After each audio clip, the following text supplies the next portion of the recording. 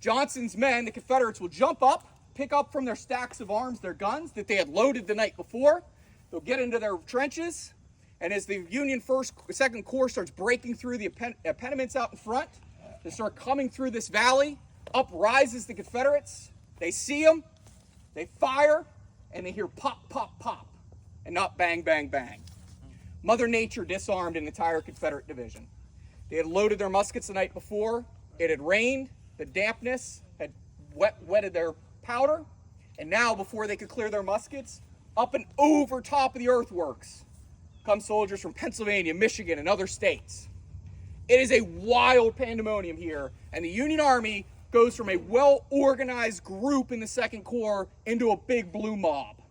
They go to the south, the east, the west. They open up a gap a half-mile wide, a half-mile deep.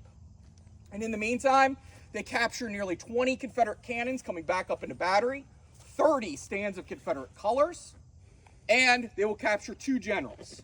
It is a huge and momentous victory for the Union Army.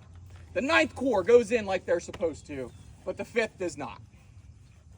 And in this moment, Robert E. Lee has a free hand to start shifting troops over to here.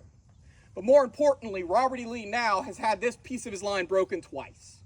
And he decides it is time to give up the salient.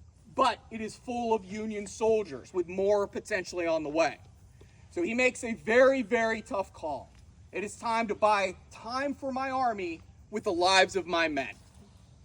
He, for the 3rd time in less than a week, will try to lead a counterattack himself. We call them down here the lead to the rear incidents. This is showing just how far the Confederate Army of Northern Virginia has fallen over the last year. Robert E. Lee has to be pushed to the rear by his men.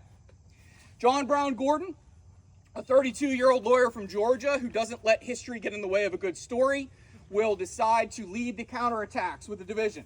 He sees Robert E. Lee, and he said later on that he thought that Lee was about to lead that attack himself, and Gordon will ride up and say, "These men have never failed you. They will not fail you today."